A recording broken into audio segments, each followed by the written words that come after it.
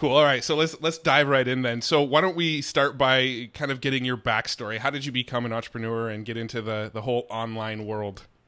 Well, that's a dangerous question because I know I'd it's like to talk a lot, but I'll keep it really, really short.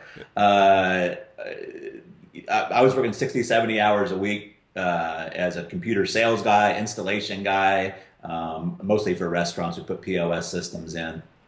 And hardly ever saw my wife. It was putting a strain on the marriage. I missed birthdays, missed anniversaries, missed my son's birthday. And then the internet came along. And I'm like, oh, here it is. I have sales blood in my heart and everything. But the internet was like this great thing. I thought, wow, I could sell some people from my house on various different things. I'm like, oh, this is the answer. Well, what really ended up happening was it kind of like twisted the knife in my marriage because now not only am I working 60 and 70 hours a week at the job, but then I'm coming home and spending every spare minute on the internet right. trying to figure this thing out. Um, so to make a long story short, I started out as an affiliate marketer. Well, I started trying to do the MLM thing and for various reasons, but started out as an affiliate marketer, couldn't get anything going. And I finally realized from a guy named Gary Halbert, which probably a lot of people have heard of it, really the magic key, the magic breakthrough for me was finding a starving crowd. And I was like, why am I trying to convince people? Why am I trying to arm wrestle them? Why am I trying to educate them so much? Why not just find a group of people that have a need out there, already want to buy that thing, and then put that thing in front of them? So I had my first $125 day on a little product called, oh boy, it's going to float. His name was John Scher, the Buy My Product guy. You remember that? Which computer doctor, disc doctor, something like that. But he sold, I can't remember why it's not coming to me. If I wasn't trying to think of it, it would come.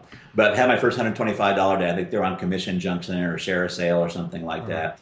And I just kind of matched those crowds together. I was pretty good at that. I got really good at reading what crowds wanted and what it was that they really wanted, not what they say they wanted, but what they really wanted, and kind of matching those together. And for a long time, I was doing a lot of direct linking and just direct to add to landing page to the affiliate marketing side. I ended up being in about a little over a dozen different markets. I was selling Little Giant ladders. I was selling restaurant coupons. I was pretty good at it. But I came to this point where I needed to focus down because I was just too spread out. And I focused down in two areas. And the two areas I love to talk about is business and relationships. So I focused it down to the relationships. And started out as an affiliate. And I said, yeah, I was trying to figure out a way to sell more chemistry.com, more match.com, and sell more dating stuff. But most of the dating keywords were completely taken up. Or what I mean by taken up is they cost like $5, $6, $7 a click. And this was back in 2006 and 2007, right? Those were just outrageous at the time. Now it's not any big thing. So I was trying to figure out a way, again, being intimate with my crowd, being intimate with my audience, which we're going to talk a lot about today. It's like, what's bringing them to these dating sites? And I realized that most of them were coming off of breakups or divorces. So, the reason I realized that is I kept my ear. I got big ears for a reason. And I kept my ears as I was building my list and building my audience. I kept my ears to the ground. I was like, wow, yeah, you know what? I don't really want to start a new relationship. It was a stupid reason why we broke up. I just want to fix that, and I just kept my ear to the ground. And what they really wanted was just to fix the relationship they were coming out of. So I developed a little product called The Magic of Making Up. And based off their feedback, serendipitously, I had a lot of experience in relationships, being a Navy brat and going through the Navy, which I won't get into. But one of the first time I sent that out, I like tripled my revenue on what I would normally do on dating stuff. And so it just kind of exploded from there. I put that out in front of my affiliates, and that kind of exploded. But it really got me focused in on list building or what I rather call audience building, because list is just one way to build an audience. You can build it on Facebook. You can build a podcast audience. It's really about how to build, not how to build an audience, but how to develop that relationship and rapport with that audience, which people say, yeah, you need to be able to build a relationship. What I'm hoping we'll talk about is how we do that a little bit here. But once I started focusing on that, it was like game over. Like my business shot up 7 figures. And other people started taking notice, and a lot of them were asking me, hey, what are you doing to do this? How are you, like, you got like 3 people working for you, 4 people, you're running a 7-figure a year business plus. How are you doing that? It was really, I'm a diabolically simple guy.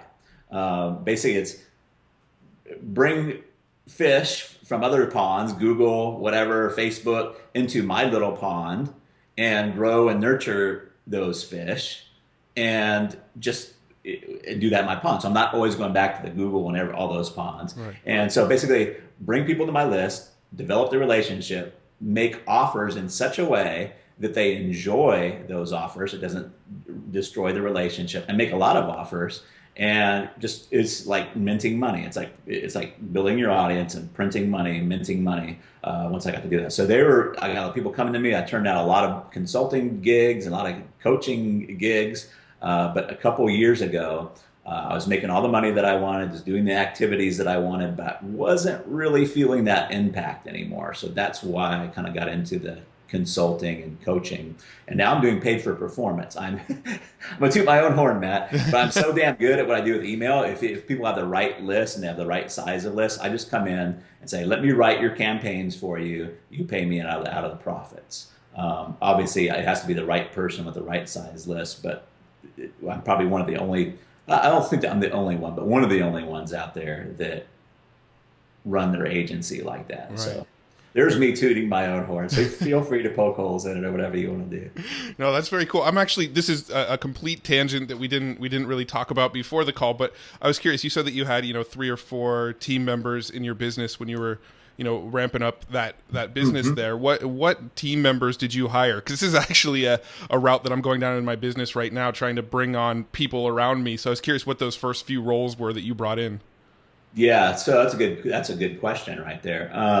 So I always had outsourced people, but my first main guy was he started out as a project manager, just come on as a project manager. He was really like, the first person you hire is usually like the jack of all trades, right? And then you give them too much stuff to do, and then you have to narrow it down. But he started out as a project manager. He ended up becoming my JV partner, or my JV guy that reached out to JVs, but he was sales guy, JV guy. But as he moved into more of a sales role and less of a project management role, I hired Honey.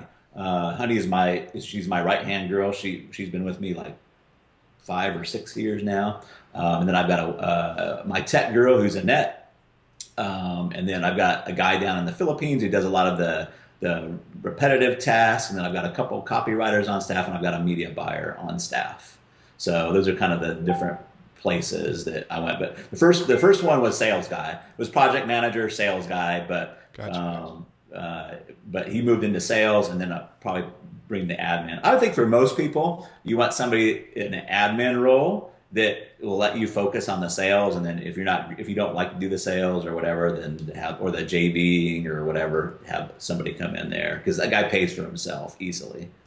Very cool. Okay, let's dive back to the audience sort of discussion. You were talking about how kind of what the audience sort of claimed they wanted and what they actually wanted was different, and you kind of went the role of what they really wanted was to actually get their ex back. Now, how did you kind of come to that conclusion that that's what they really wanted? Most of it was keeping my ear to the ground. What I mean by that is like, I actually answer people's emails, and I actually get involved in conversation with them and have that conversation and talk to them. We were just talking earlier. It's like you can spend 3 years guessing at what people want, and like putting out different products. Oh, they don't like that. Oh, they don't like that. Or you can actually talk to people and get really deep. It's different than a survey. Survey, like, they give you what they think you want to hear and what's politically correct, right? But talking to people. But I had so many messages coming in about their previous relationship problem. I wasn't a genius to figure it out. It was just a matter of, wow, they really don't want to find somebody else. and there wasn't really a solution out there for that, which sometimes can be a dangerous area, right? Can be that dangerous area. Either you're gonna make no money, you're gonna make a lot of money, right? So it was kind of that dangerous area. But yeah, I was just kind of keeping my ear to the ground. Then I would email and say, hey, so I hear a lot of you. You're saying that you really just want to fix your problem. Is that what you guys really want? Yes, yes, yes. And it was like, oh, I just let them reply back a lot of the times. And then I'd follow up with them and say, what happened to your relationship? Why, what's going on? Which allowed me to get to know the market really, really well, and some of the symptoms and pains that they were going through. And I take things to a very literal, non-abstract level. So I think I'm the first one to ever say text message terrorism, because what would happen is like they break up and then, oh my God, they just like literally like almost terrorize their ex with it. So when I say text message, oh my God, I did that. I did that, and what the feeling is like they've done so many things to screw up the relationship. Is there a chance? Is there any hope? So they will write me, and one of the things on my videos, like I actually put my postal address on there, and they actually write me letters. I get them all the time. My longest one to date is 28 pages, which is another sign. The longer that your emails are, the longer the correspondence, the bigger of a hot button it is.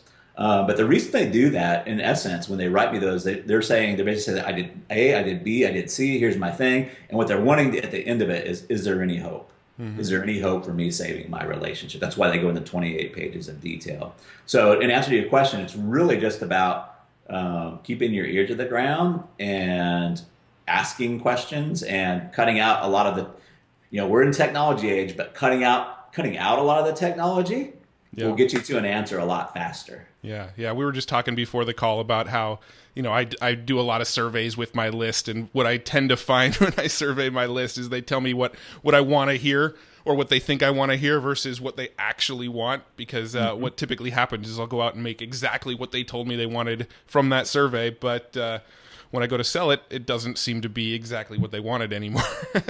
Yeah, it's diabolical, isn't it? It's like, but that's just kind of nature. It's what makes it so interesting for me. It's like, you really got to like dig deeper. And sometimes you can read into what people say and you can read deeper into it.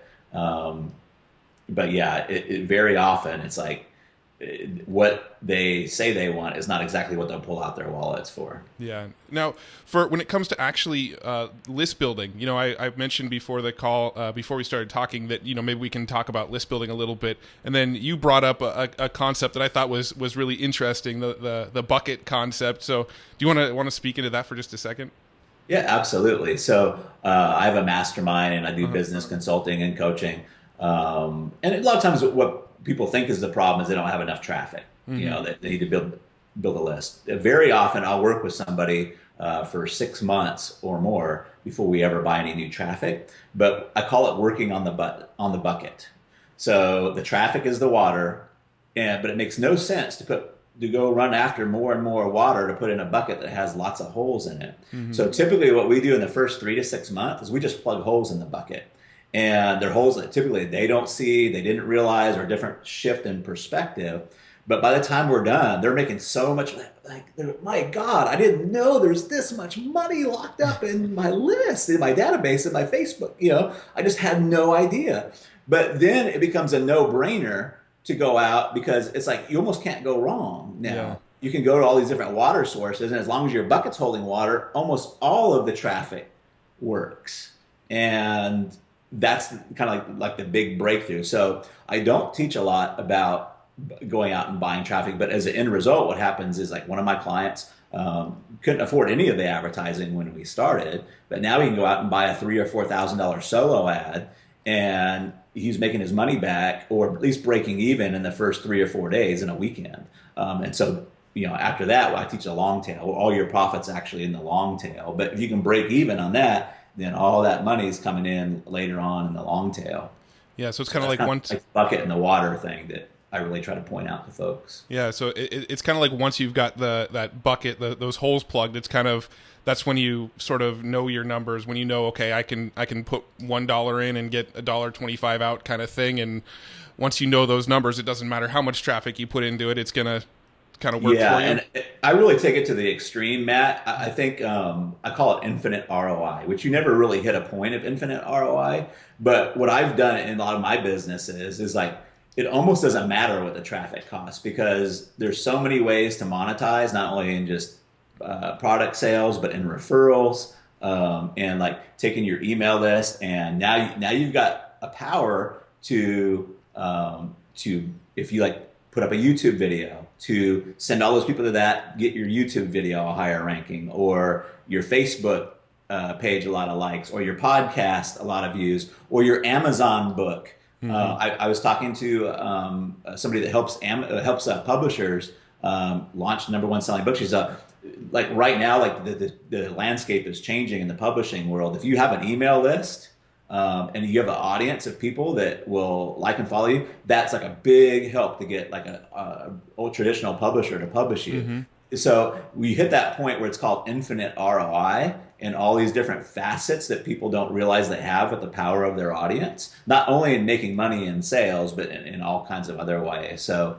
it just becomes this point where it's like, yeah, you want to do a little bit of optimization or what have you, but it's just like it's a no-brainer to go out there and kind of go out and do that stuff. Yeah, and I've talked to a couple different PR people, public relations kind of people, and they've said one of the questions I ask a lot of them is, what's your best advice for getting in something like Entrepreneur Magazine or Forbes or Huffington Post or one of those big publications?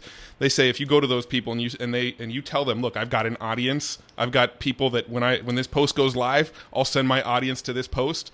That's kind of that's the trick. That's how you get in a lot of those publications, is just tell them you've got an audience and you will send some of your audience to them when the post goes live.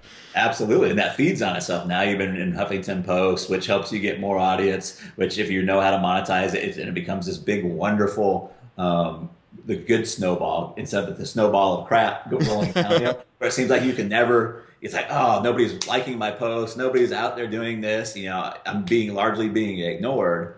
Then so it all comes back down to that bucket, and we're going to talk about kind of that and like the underlying principles behind that. Very cool, very cool. So in my business, and I'll be straight out with it, is that my biggest issue in my business right now is I've grown this big audience, but I do feel I've probably got some holes in my bucket. So I've grown this large audience. I've got a pretty big mailing list and social following and podcast listeners and all this kind of stuff. But the engagement isn't quite there yet. When I do mail my list, it's I'll mail 60,000 subscribers and get 100 clicks on an email. So I kind of want to kind of go down those topics. Obviously for selfish reasons, but I think a lot of the listeners will get a lot of benefits from that as well. So what would be sort of the preliminary level advice you'd give somebody as far as email engagement goes? Sure. So can I get a little bit of help on what exactly do you mean when you say engagement? Well, okay, so to start, let's just talk about like clicks on my emails. I send out these emails. I actually get pretty good open rates on my emails. It's just the click rates on the emails don't seem to happen. Okay, so clicks, and I'm assuming usually I talk to a lot of audience people, and what they really want is the opens and clicks are all cool, and those are all kind of metrics, but kind of what they really want is that they want the people to take whatever action it is, right, which is usually like buying something or signing up for a webinar or something like that. So I'll kind of keep all of that into context, but let's kind of back it up to an aerial view, which we'll all get down to engagement. But here's one of the common myths and the kind of things that kind of frustrate people when they're doing their audience engagement or doing email engagement or just doing emails. It keeps them from actually even starting. And that is the idea that if you just write the right words, you're going to inspire, they think it's all about the words, right? And, right. And I'm not beating up on copywriters or anything like that, but it's not about saying the magic words. It's not about having this literary gift where you can make the words beautiful. So I think that's important to note because one, it stops us from sitting down and writing a post or writing an email or doing whatever we do because we're worried we have to get the words exactly right. But let's take it back to old school direct marketing. Um, when they sent out mail order and they had to actually put a live stamp on there, and they couldn't, because for 99 now we can just email it. Email is free, right? So, but when they had to do all that, they really studied like what was the things that moved the most of the hinges. And I don't know if you've heard these details before, your audience has, but so hopefully this won't be boring math. But here's the important part. What they discovered was the success of their sales campaigns. Um, and I want to separate sales success and relationship building. But the success of their mail order campaigns, 60% of it, 50 to 60% of it was just the list that they were mailing to. Mm-hmm. In internet marketing or niche, the niche that we're mailing to and how hungry they are, and those people, right? 30% of it was the offer that they were making. So 60% the people, 30% the offer. So the way I kind of explain this is like if you're at a Star Trek convention and you've got William Shatner's autograph on a poster, there's not going to be a whole lot of words that need to go on in order to sell that, right? You don't have to have fancy words, what have you. Here's another example I use. If you're trying to sell pork sandwiches to Jewish vegetarians, no amount of beautiful words in the world are going to sell that pork sandwich. Now you take that pork sandwich to Arkansas, like where I live, and you say pork sandwich, and maybe you add a word like other things like all you can eat, and hot babes, and you just work on the offer, and you're going to have a crowd out the door out here in Arkansas at a Razorback game or something like that, because we're meat eaters, we love barbecue, but again, it's not so much about the fancy words that you use. Mm-hmm. Now, because 10% of the words are what's really important in the sales success does not mean they're not important. That's like saying, well, my heart only takes up 10% of my body, so it can't be that important. Here's where words are important. I think what'll help a lot of your audience. The wording and how you present the offers is only important in the relationship building side, because you want to make your offers in such a way that you build the relationship instead of like making a withdrawal from the Goodwill bank account, as Frank Kern would say. Mm-hmm. I don't necessarily believe, I know I'm opposing the great Frank Kern, I love him, but I don't necessarily believe that making an offer to your list withdraws from the Goodwill bank account. I believe that how you do it and the words that you use can make them even open for your next campaign. So the sales success part, the engagement part, comes from who it is you're talking to and what it is that they really, really want. And if you're doing those things correctly, like your click-throughs will go up, your sales will go up, and we can talk more in detail about that. But the wording that you use is only for it to make it an edutaining and bonding experience with you, so they're ready to get the next email, or they're like, wow, I love opening Matt Wolfe's emails, or I love opening Travis Sago's emails because I get a certain feeling, or I get a certain, I know, and we'll talk about that here in a minute, the payoff. I call it the emotional payoff. I get this emotional payoff. I don't want to get into it yet, but they get an emotional payoff for every time that they open up that email, regardless if they buy or they don't buy. So I'm going to pause for a second and just let you. Yeah, I mean, I feel like the sort of perception with email marketing is, you get a lot of people that they only want to mail their list, once a week, once every other week, once a month, that kind of thing, because they're afraid that if they mail too often, their list is going to get mad at them, or if they mail offers too often, then their list is going to get mad at them. And I definitely know I've kind of gone through cycles where all I ever emailed my list was blog posts and podcast episodes and content, and never wanted to make an offer because I was so afraid that the one time I make an offer and ask for a sale that my unsubscribe rate was going to go through the roof and I'd get spam complaints and everybody was going to disown me and and all this stuff. So, I do think that's kind of a sort of common conception with email marketing. Yeah, absolutely. And there's also there's confusion around content. And what I was saying is like nobody built a friendship by delivering a set of Encyclopedia Britannicas to somebody every single day. So there's like content is a very broad and very abstract word. And kind of going to get into the emotional payoff here in a minute, but I want to kind of backtrack and just going to answer some of your questions too. So if 60% of the sales success and the engagement is based on the people.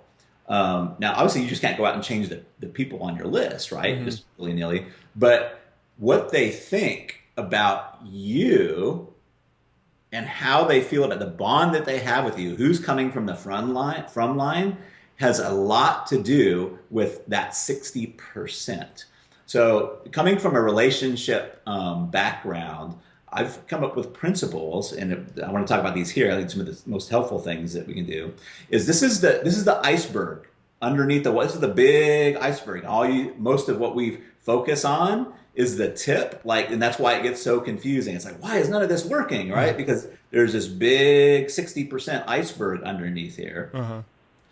And so let's talk about simple bonding principles. And one of the things I like to do to kind of hype this up or just kind of to develop how powerful this is we are not immune. There's nobody immune to these principles. They work even when we don't want them to. There's a syndrome called Stockholm Syndrome where the kidnapped person actually starts rooting for the kidnapper and bonds with the kidnapper.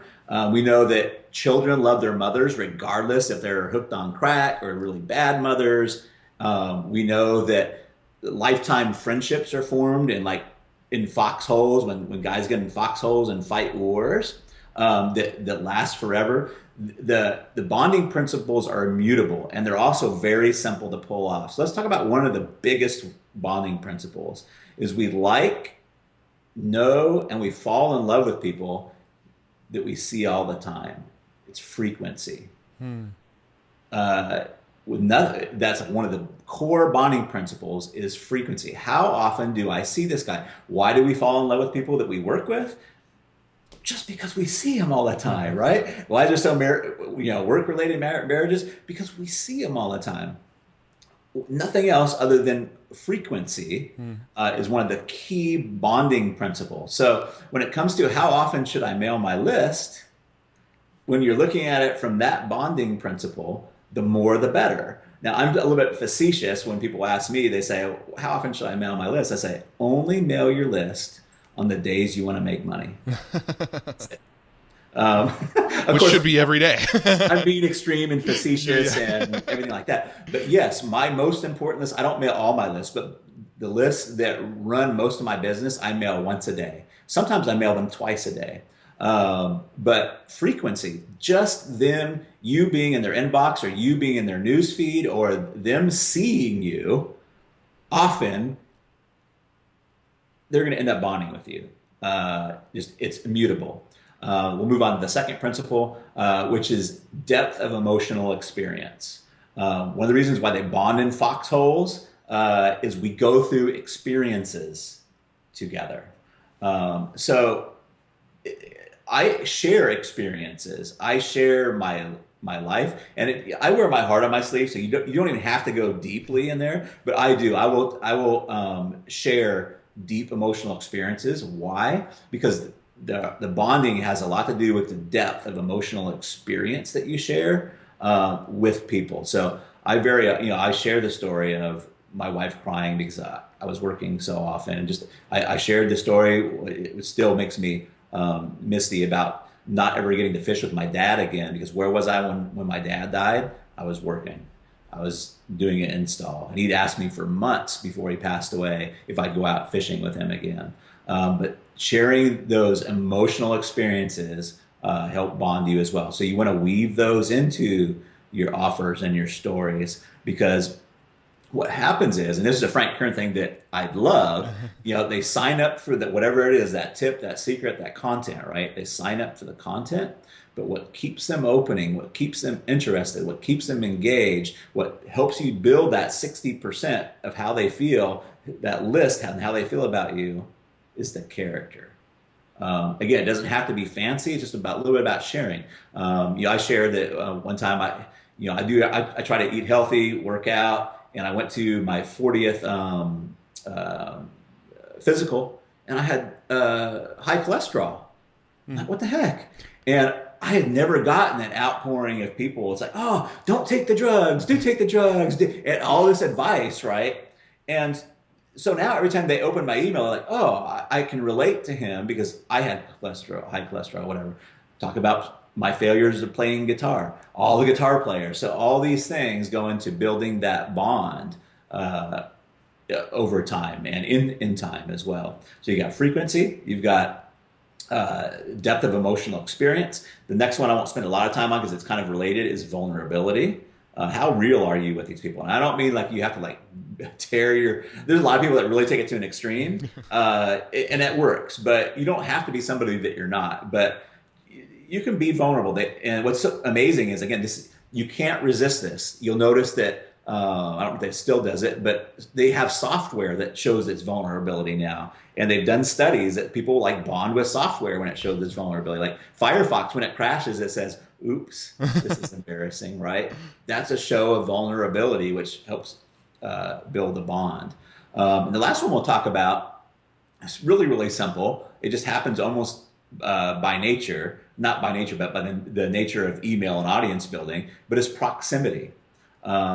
Just being in the same space as somebody. They did a study, I think it's in Robert Cialdini's Influence. They did a study of the most popular college kids. And what they realized was the most popular college kids, most of their dorms were in high traffic areas, usually by an elevator. So people would get out of the elevator, there would be Matt Wolfe's room, and then if they went down farther, they'd find the unpopular kids like Travis sitting in the corner over there. But what they did was like, that's really, really interesting. We see this pattern over and over and over again in our study. Why don't we take Travis and make him move rooms with Matt and put Matt in the corner and see if the popularity changes, right? So absolutely, then what would happen is the popularity would change there. So by being in somebody's email box is proximity, but if you can also be in their Facebook feed, if you can be doing podcasts, again, it's about that proximity, which also adds to your frequency. But this dude's around me, and I allow this dude into my life, he must be okay, right? And you're going to end up developing that bond. So in your emails, you want to kind of incorporate these things. You want to do character reveals. Like, in the character reveals can be very, very short. Like sometimes I'll say, hey, I can't stay very long. I'm taking mom to Mother's Day brunch, right? And without saying I'm a great son, it says they get to imply that, hey, he's got a mom, he cares about her, he still takes her out to lunch, he's got a good relationship with his mom. I might say, hey, I'm walking around Hobby Lobby right now with my wife. She's got a new craft project, right? That says a lot. I'm not really into crafts, but she is, right? Mm-hmm. So that says a lot, and it allows them to bond with me, which helps. Again, it's about that iceberg at the bottom. Now, when you write those emails using those sort of principles, how related are the stories you tell to the offer you're actually pushing out? Yes. So it depends on exactly what I'm doing. So if I'm sending my traffic to, let's say I'm trying to sell something that has a VSL or a sales letter, my main goal in the email is to do the character reveal and develop the relationship. But all I'm trying to do is build curiosity inside of the email to get them to click. So they say, there's a saying that you can drag a horse to water, but you can't make him drink. I say BS. All you have to do is give them enough salt. So very often what I do is I talk about the problem, and then I develop curiosity around the solution, but I don't give the solution away inside of the email. The emotional payoff, which we'll just go ahead and bring it up here. There's always an emotional, I always try to bring some type of emotional payoff inside of the email. Sometimes it's a laugh, but hey, it's hard to be a jokester all the time. It's hard to be funny sometimes. So the payoff I like the best. And it takes a little bit of practice, but most sixth graders can pull it off. So I say you don't have to be a great writer. But as I use metaphor to give what I call a braingasm or a small aha moment, it is the aha moment that creates that emotional payoff and it also inspires them to go and click on the link. So let me give you an example. So I'm just going to pull this straight out of, I wrote an email similar to it, but I don't have it sitting in front of me. So sometimes I don't know what to write. So I'm just like, I might say, hey, I'm so happy spring is finally here. I'm going to get out there. I'm going to work in the yard a little bit today. And again, that's character reveal. A lot of people don't work in their yard. I work in my yard a little bit, right? So hey, he works out in his yard. He's a normal everyday dude, works out in his yard, what have you, right? And, I can see the jonquils blooming right now from my window. And it just makes me want to get out there and be out there with him, right? Mm-hmm. I'm probably getting ahead of myself because your audience probably doesn't know that I make most of my business in the relationship advice area and helping women with relationships. So let me insert that there. So, hey, sitting in my office, it's a beautiful day. I'm going to go out and work in my yard. I see the jonquils blooming out there in my yard right now. It's sensory. And seeing those flowers kind of reminds me of love and building a relationship. You can't go out there to that jonquil and shake your finger at it and say, grow, grow, you better grow, and set up all these rules to make it grow, right? All you can do in a relationship, just like the flower, is give it the right conditions to grow. Make sure it's got sunlight, make sure it's getting water, make sure it's getting the right kind of soil that it needs, and that flower will grow all on its own. So what conditions does love need to grow? Click here to find out. So that is what I will do in where I have the lot of the heavy liftings done in a VSL. You'll notice I didn't talk about the product at all. Mm-hmm. I talked about, and usually the problem for her is she's frustrated. She wants the guy to love her. She's not feeling the love that she has. So that's the problem. And the solution is about the conditions. And I've given her an aha moment. She sees things a little bit different with different perspective now, right? She's like, well, yeah, you can't. Obviously, using a simple metaphor that a first grader could think about. Yeah, you can't make a flower grow. You just got to give it the right conditions. But it opens up a spot in her mind. It's like, what is the right conditions for love to grow, right? So it opens up that space. She's got a curious mind. So she's going to the pond that I'm sending her to with thirsty. And that's what you want to develop, not only to get the click, but to take the action on the other side. Now, for the relationship product that you do, is it the same offer pretty much all the time, or are you kind of constantly sending new offers, testing new offers? That's a really good question, and well, I just did a whole 3-day workshop, and I could really I've spent so much time doing this, but I'll try to shorten it as much as I can. So most people give up too damn soon. And that was one of the biggest breakthroughs I had with people. I think at the workshop, they're like, they'll launch a product and maybe promote it for a little while and leave most of the money on the table. They're like, yeah, I did $108,000 launch, and now they never sell it. So I've sold millions of dollars in continuity programs by basically making that my core offer and promoting it several times a month, the same offer. Mm-hmm. Now here's how you make it new. You just add a bonus to it. You do the old Sports Illustrated thing where they used to sell, and they still do it. Yeah. You're not buying the subscription. You're buying the football phone or the swimsuit edition, right? So I'm trying to look at my picture here, but if your launch is a long tail, right? You do your launch, you do your initial push, whatever, that's the big, but all your money's in the fat long tail, not only 60, 90 days out, but a year, 2 years out sometime. So you can get a lot more mileage out of your own product, which keeps you from having to create products all the time. But and you get lazy with this, but I will promote other offers too. I'll promote affiliate offers. So I do really, really well promoting affiliate offers. So I have a core like group of about 5 to 10 affiliate offers that I'm promoting along with my core offer. And it's just a cycle. And those convert well. They're also good products for my people. I'm making all kinds of hand gestures, which people probably won't be able to see. But yeah, so I come up with a core group. I have my products and a core group of 5, maybe 10 other products in the market. And sometimes I'll go off topic as well, which works really, really well sometimes. Yeah, I like the Sports Illustrated analogy because I'm a subscriber of Sports Illustrated. I can't actually remember the last time I read one of my Sports Illustrated, but I subscribe because I got a jacket with a little San Diego Chargers logo on it. There you go. Absolutely, yeah. So now, cool. it really helps if like your stuff is good because that's kind of like the Trojan horse that gets them to get, and they get it and it's really good and they want to stay on there, But yes, but that's one of the key secrets that I've sold millions of dollars worth of continuity is just keep promoting it and keep making that offer fresh and new and keep giving them braingasm. So even though they're seeing the same offer, every time they're getting an emotional payoff. Ooh, I never thought about it this way. Ooh, I never thought about it this way. Ooh, never thought about it that way.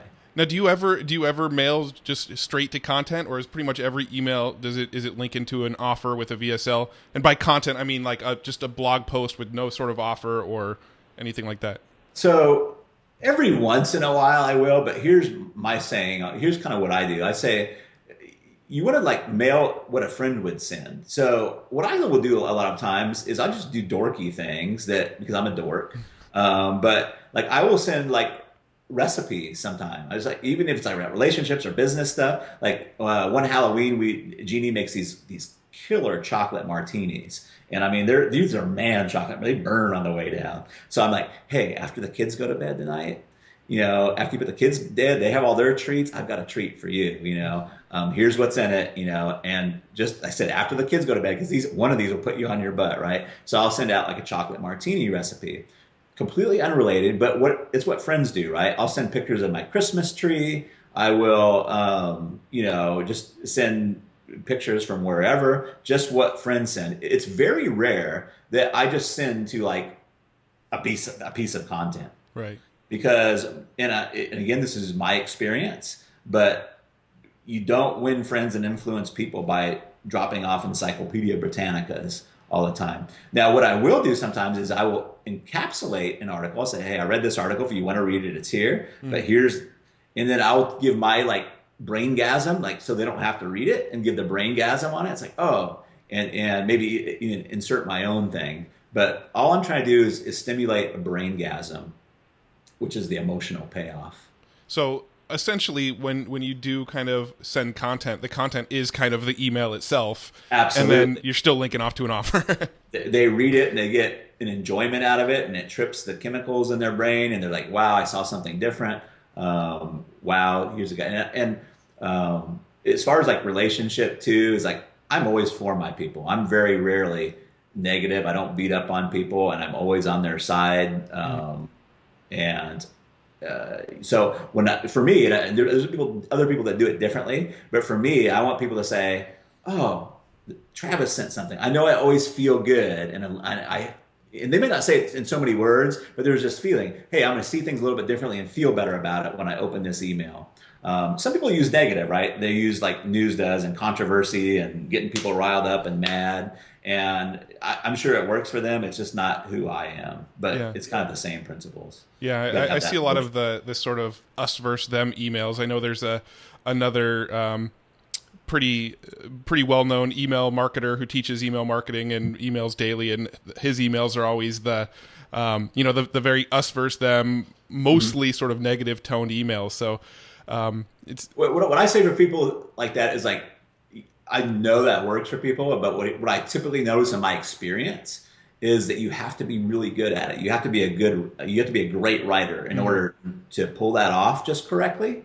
And I'm not any of those things. So I have a natural love of people. I just let that come out. And I think that as humans, we all have a natural love for people. It's sometimes buried and covered up. But if you can connect with that person, when I write to my list, I'm always writing to like one person. I'm always like trying to see what what's really bugging her, what's really bugging him, and being gentle. Like I'm actually talking to him. Some people say things in emails that they would never say face to face. They would, and that's like, it's like being in a car, right? You do things in a car, honk at people and cut people that you would never do in person, right? Because it takes some of the personalization out. So I'm always trying to like bring back that personalization, bring back that connection, even though I may not be talking to them specifically. Yeah, yeah. No, I think for me, the biggest struggle for me with mailing daily, which I try to mail daily, I miss quite often, but I try to mail daily. And usually the struggle is I don't know what to write about. I'm always trying to mail to like the same offers. I've got 2 or 3 core offers. I'm always kind of pushing to the same things, but I sit down, I'll open up, I use Active Campaign to email. I'll open it up and I'll just stare at a blank screen and go, okay, nothing's coming today, and then close it. Yeah, absolutely, dude. I mean, that happens to everybody. It happens to me. I've developed a lot of muscle for it though. And it's a little exercise that I give, but I say, pick a person, pick a place, pick a thing, right? What is it? What's the insight you want to give them, and how do you mash that up, right? So one morning I got up and I could hear my hard drive clicking, right? I click, click, click, click. So not only did I have to figure out what to write in the email, now I've got to deal with this damn hard drive clicking, right? And I'm like, oh, is everything going to crash on me? And so I just start writing. It's like, hey, it's the first, I think that it started warming up, so the heat was off. So it was the first time I could hear it because the heat wasn't blowing.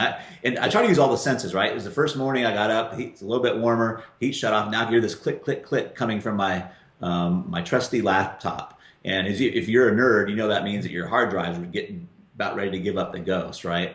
So, and that gets me thinking, it's like, hard drives, I've had hard drives crash before, and I send them off to a salvage place, right? And the first thing they tell you is, can I save this hard drive or not? If they can save it, then they'll fix it. Of course, it doesn't cost you a pretty penny. But the first thing they do is tell you can salvage it or not. This is just like your breakup. First thing you have to know is your relationship salvageable or not?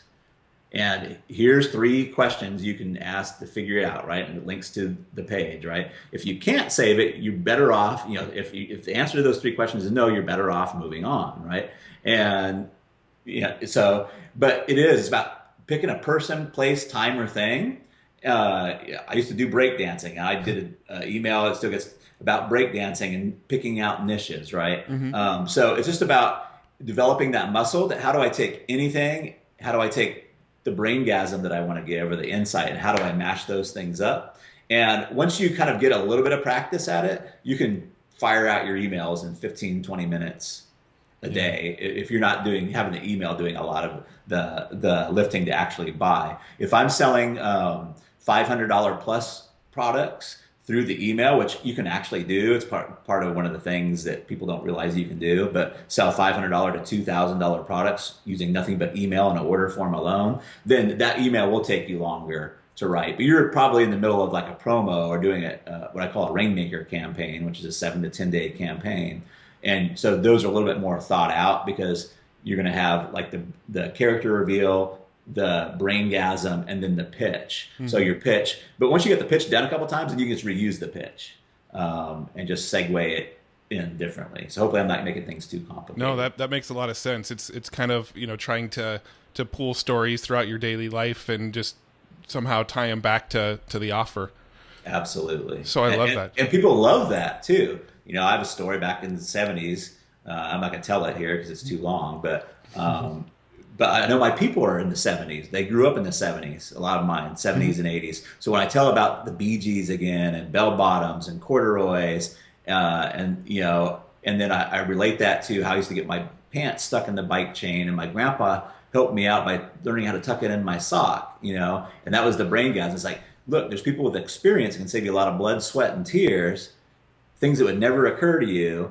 So if you need, if you're feeling bloody and sweaty and bruised up in your business, let's get together and talk. Maybe a 10 or 15 minute conversation can save you a lot of pain, right? So that's kind of how you do it, right? It's like, there's a lot of character reveal. Dude, he grew up in the 70s like I did. He wore bell bottoms, haha. And, and all these different things where they get that character reveal.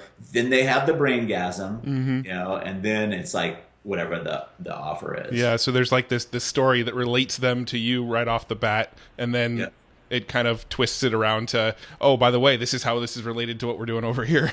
Absolutely. Very Now, I will change it up sometimes, because if you do the same thing, it's like every time, then like people love consistency, but they also love variety, right? So you want to be kind of consistent, but change it up. So sometimes I'll just say I might bring a quote up, or I might bring like one of my favorite things to do for emails. I go to quote sites, and I love this one called Search Quotes, because you can actually rank the quotes that are most popular. So like I'm into love and divorce and relate, so I can see like these quotes, and I'll get an idea out of those quotes that I can use in my emails, which will bond with them. So I'm just thinking one off the top of my head. I'll probably butcher it, but it's like, if you believe love is best between two people, but some bitch keep getting in the way, and then I'll have a link. This may be for you, right? And so it might be like a really short link, right? But I know they're gonna like that because 500 other people on the search quotes site has liked that, right? Yeah. Or I might just take it as a nugget. I love song lyrics. I'll pull out song lyrics and use songs and music and kind of flow those in as well. That's so cool. I mean, I feel like we could probably talk, email marketing specifically for another 2 hours, but I want to be respectful of your time. But there's a couple quick topics I want to get into before I let you go on this. And one of them is I want to touch for a second on affiliate marketing. We don't have to go too deeply, because I know this could be probably a whole hour discussion on its own. But what is there any sort of quick tip or advice you can give people that maybe don't have their own product but are trying to build a list and for affiliate marketing? Yeah, well, I was getting a smirk on my face, because my biggest trick is create your own product. Yeah. That'll build you an audience and get partners faster than anything else. With that said, though, it's very rare that I will release a new product that I haven't already tested it out with like some similar product, some affiliate product or similar offer. Because like we were saying before, you can do surveys all day long, but what will they buy? So if I can get something similar in front of them, then what will they buy? But for affiliate marketing, yes. What's really cool about the way I do the affiliate marketing is you don't have to do big, long pitches for their product. It can certainly help, but I would pick a core, like 5 or 10 different products for your market that your market would be interested in. And if you can see that they're actually selling, and figure out what pains do these products solve. One product can solve dozens of pains, right? So that means dozens of emails that you can talk to about what that product solves. But very often when I'm doing affiliate promotions, I don't even talk about the product. Now, is that the best converting? Email? No, but if they're already doing a lot of the heavy lifting in a VSL or a webinar or a sales letter, all I want to do is send them there very curious, very, very thirsty, in the right frame of mind. Now, you will improve your conversions if like you're really trying to get behind like a promotion. You can start out, but then you can put the pitch in there too, like why this product, and you can actually talk about the product. But I would say probably 80% of my affiliate related emails don't mention the product at all. So is it kind of the same strategy you'd use for your own product, just kind of a daily life sort of story, and then kind of twist it, this is how this relates, and then click to go check it out? Absolutely. Yeah. Or, I try to make it a little bit better than just check it out. I try to like tweak it to, like we were talking about, what's the, here, so like the flower, it's like, so you might be asking yourself, what are the conditions that allow love to grow? Well, here's the 4, and I might put it in the hyperlink, right? The 4 conditions that allow love to grow every time, or whatever. So I try to not make it so just check it out, but I'll be honest, sometimes I don't have any creativity. I'll say, so here, go check this out, right? But I usually don't say check the product out. I say, you have this problem. I give them a little insight to it, and here's more for the solution. And I try to like position that solution especially if they have a great VSL. Great VSLs will have training and education and insights inside of themselves. So I'm trying to answer your questions more succinctly. So pick 5 or 10 products. You don't need to do a new product every single, like that's where people get burnt out. It's like they try to promote something new all the time, but find 5 or 10 products that you can really get behind and get behind the people behind them, and then figure out all the problems or the pains that they solve. And then just keep re-promoting those in different ways. Add a bonus, add your bonus to it. Make the product owner add a bonus. Highlight a bonus that maybe they're not highlighting. So one of the things I do in my affiliate promotions, especially with those big long VSLs, is I'll take my segments that kind of like opened it and clicked it, and I'll be like, hey, I was talking about X and Y and Z the other day, and I sent you this big long video. I know it was long, and I wanted you to watch it. There's a lot of good things in there. But if you're on the fence about actually buying I don't say buying the product. If you're on the fence about, getting Girl Gets Ring, there's 4 bonuses in there, and it's so far deep in the sale letter. I just wanted to bring them out to you now. Here's the 4 bonuses, or here's the big bonus, right? And even though it's in the sales letter, that they do really, really well, because they didn't get to that point, and you're re-highlighting it. So you can get a lot of mileage out of one affiliate product or your own product, just by figuring out all the different pain points it solves and coming at it in different ways. Yeah. No, I love that. Because I think I make probably most of the mistakes that you probably teach people not to make, as far as trying to pitch the product myself in the email, and then at the bottom of it say, click here to get it. Yeah. And again, you have to weigh. Now, if they have a terrible sales page, or you're sending it to an order form, then you're going to have to do more heavy lifting inside of your email. But if they're doing all the work on that side, and usually sometimes it's challenging in the niche. It's not challenging anymore. But when I first got started in the relationship niche, it was hard to find a good marketing along with a good product. Usually the guys that had the great marketing had suck-ass products. And the guys that had great products had suck-ass marketing. Now it's a little bit easier. But if most of the work is already being done, so that'd be a tip. It's like, find an affiliate product that you can believe in that has good marketing on the front. So then you can just send those short 15, 20-minute emails.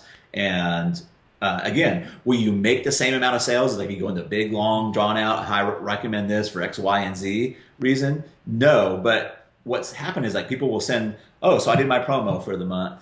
I send my one email, right? But if you send more, you're going to make a lot more. It's like, I've got guys where I've sold $250,000 worth of their product, not all at one time, but because I've promoted it like once a month or twice a month throughout the whole year. And they're like, dude, this is awesome. I don't even have like the biggest list, right? But the guy with the biggest list sends one time per year. And then I'm sending like 10 and 12 times, because I really believe in the product. And he's got a great sales funnel. So now, do you use autoresponders and follow-up sequences, or are you pretty much pure broadcasts? Good question. So here's what I do. Let's just say I'm starting out a list. I start out all broadcasts. Mm-hmm. And then I take the best of those. So like, I'll send like 30, 60, 90 broadcasts. Mm-hmm. And then I'll go through them and say, this one got a great open rate and made lots of sales. But I really try to look at sales numbers, because I don't care if I'll get very, very specific, right? I might say here's how to find a guy over 40 that will actually text you back, right? So a lot of my list is not going to be interested in that guy over 40. But boy, the girl that is, she's going to be highly motivated. That's going to be speaking directly to her. And so I don't really care about the open rates, because I'm very, very specific. And I'm kind of looking at the dollars that come out of that. So what I'll do is I'll do my broadcast, and then my follow-up is typically the best of. Yeah. So I'll take those and I'll pull the best ones out, and I might have to fill in some holes because I want to tell a little bit of the story and the why I do what I do. But typically, like, my best follow-up sequences are pulled out of the broadcast that do well, rather than just sitting down and like firing off 30 follow-ups that you really don't know how they're going to do. And it's really hard to track. No matter how genius you are, it's hard to track, like putting all the tracking links in, like, oh, this one did that. I just like do it and I log it down, and these emails did really well, and I just pull those out, and those are what go into my follow-up sequence. Very cool. Very cool. Shoot, there was one last thing I was gonna ask along those lines, but do you segment out when you do broadcasts so that the people that are still in the follow up sequence get those broadcasts, or does those people just get 2 emails on those days when you send a broadcast? Yeah, so that's a good question, and it's a little bit controversial, but some of the things I do, I just think they'll get two of the same emails. Now, here's another philosophy that I have, and it takes a lot of people hard grasping. So if you're only promoting like a core group of products or your products, I say, like, if you're in a time crunch, an email that you know converted is better to rerun, a replay, than a brand new fresh email. And I'm just really upfront with them. I'll just tell them, hey, even put like replay. Hey, this email had a great response. I want to make sure you saw it.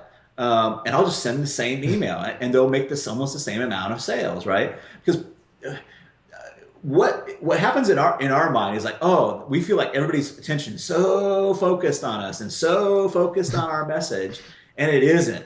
Yeah, I mean, and I have emails that I've reused like dozens of times over the year, because every time I send them, it brings in sales, and it brings in people saying, oh man, I really like that. Oh, that really resonated with me. So why come up with something new, which may not be as brilliant, right? So, and again, take that, I'm an experimenter. I will experiment, but that's how I make all my breakthroughs too. So yeah, I don't worry about, so they already got that email, great, they're going to get it again, right? So I might tweak it up just a little bit, but Very cool. Very cool. All right. Well, there's a couple little questions that I typically ask everybody that comes on the show. I noticed you got a bookshelf behind you there. Are there any like 1 or 2 book recommendations that you find yourself recommending a lot? Oh my gosh. It's so hard because I read probably 1 or 2 books a week. So now that's just like my physical stuff behind me. And I've got other areas, but now I've got my Kindle, which is just ridiculous. What about classics that you kind of always recommend? I mean, it doesn't have to be a recent book. Just is there? Well, no, I have some books, but I'm just like wondering if they're going to be in context with what people. So my favorite copywriting book has nothing to do with copywriting. It is a negotiation book. Written by Jim Camp. He's passed away now, but it's called Start with No. And I won't get into why, but it's really about how to make persuasive and believable, not pitches, but get people to follow your vision by making it persuasive and believable at the same time. So I really like Start with No for copy. I really like anything by Michael Masterson. Anything by him. Great Leads is a great one. Like anything. I think I've only read the Ready, Fire, Aim. That was a good one though. Yeah. Yeah, I've got that. That's probably on my bookshelf behind me right there. This book gets a lot of controversy, but I really like it. Seth Godin's All Marketers Are Liars. Which is not, the title it's not anything. It's about connecting with the story that people already have in their head, their authentic story and what they really want. Like kind of we've talked about before. Because really that's the magic here. If you can figure out what people really want and put that offer in front of them, it don't matter the words. The words are just to develop that bond and that relationship so they open your next email. And they like seeing what you have, but it's all about figuring out your audience, figuring out what they really want, and then your money problems are over. I'm being a little bit facetious or extreme on that, but it's kind of once you get really good at that and understanding what people really want and matching that, all it is matching a product with a crowd, and that's really it. Nice. But All Marketers Are Liars. It's a little bit deep and heavy. But understanding your the customer's buying cycle can make you untold fortunes. A lot of people go for like the low-hanging fruit, which is okay. But if you understand how to get to people as their seeds, so a really good example is I helped somebody in the panic and anxiety attack niche. His whole sales letter was designed for curing panic attacks. But people that were coming to his site were all about signs of panic attack. So he was jumping too many steps. He was too far into the buying cycle. What they wanted to know is what happened to me last night, that constriction in my chest, that couldn't catch my breath. Am I having a panic attack? They wanted to know that first before they could get buy-in to the cure. But one of the books that will really help you get clarity on that is called Breakthrough Advertising by Eugene Schwartz. He also talks about something really important called the mechanism, which is invaluable. A mechanism, especially if you're selling information or coaching or any type of transformation, people want to know the mechanism. That's why I name everything the braingasm, right? It's a mechanism. That's how do we do it? When I teach a workshop, I'm teaching you the Rainmaker campaign. It's a specialized 7 to 10 day campaign that brings in 5 and 6 figures. What am I doing? I teach it it's called the Rainmaker. People like to attach to a mechanism for a lot of reasons, but that book's invaluable for that. Very cool. Yeah, you're like me. I probably read a couple books a week, and I actually get frustrated because I have so many friends that don't read at the same rate I do, and so every week I'm kind of trying to recommend new books to people. And everybody's like, "Come on, I'm still working on the book you recommended 3 weeks ago." Oh yeah, because it's probably like you too. Like you've read so much, so many books. Like a lot of the principles, all I'm doing is like looking for I'm doing the same thing. I'm looking for braingasm insights. Yeah. Ooh, this is good. And I don't care if I get just 1 or 2 insights. I'm satisfied. Absolutely. Now, when a book gives me a whole bunch of them, then I'm like, holy crap! Like I have a leadership book called Straight Line Leadership, which it's like I started I got a physical copy. I started dog earing because I dog ear my book, so I can go back to those things. And I started dog earing almost like every page. I'm like, this is ridiculous. This is not helpful. Yeah, no, I'm the same way. I don't read every book word for word. I kind of skim and look for the big aha moments, and then I grab my highlighter, and then I read those parts of the book a little bit slower and dog ear them and that sort of thing. But I go through a lot of books. That's one thing I don't like about the Kindle. It's like you can't thumb through a book. Like right. I'll take my books and I'm really familiar with start with no, and I I want to go back to this thing. But Kindle, there's no search feature. At least I haven't really found it. And you got the highlights, but then you have to go through all of them. It's it's not as efficient as just thumbing through the book. Yeah, total tangent. But I stopped getting Kindle books for the most part for that reason, because I like just thumbing through them. But then I had this sort of crisis because I read books in my jacuzzi all the time because I have a waterproof case for my iPad. So now I can't read books in my jacuzzi because I stopped buying all the Kindle books. But anyway, so where can people go and learn more about you? What's the website you want them to go check out? Any sort of links you want to share? Set up a special page for a free gift for your folks. But sweet. I want to put it into some context so they can realize if they want to go get it or not. I'm not charging anything for it. Just got to put their name and email in. But still, that's a big challenge sometimes. So what I've noticed is a lot of folks is they feel ignored in the marketplace. They feel ignored. They put posts out there, they put emails out there. They don't get clicks. They don't get likes or shares. And then if they release a product, nobody buys the product. And at the same time, they see other people that get hundreds of likes, right? They put most benign posts and they get hundreds of likes on there. And all kinds of shares, and people, they launch something, it's oh, sold out already, that's oh, damn it, how they, what's going on, and so I know what people want. They want people to like their stuff. They want to get those shares. They want people to sing their praises, about how much they've helped them and transformed them. And I found one of the easiest ways to do that everybody can do. It doesn't require genius or talent.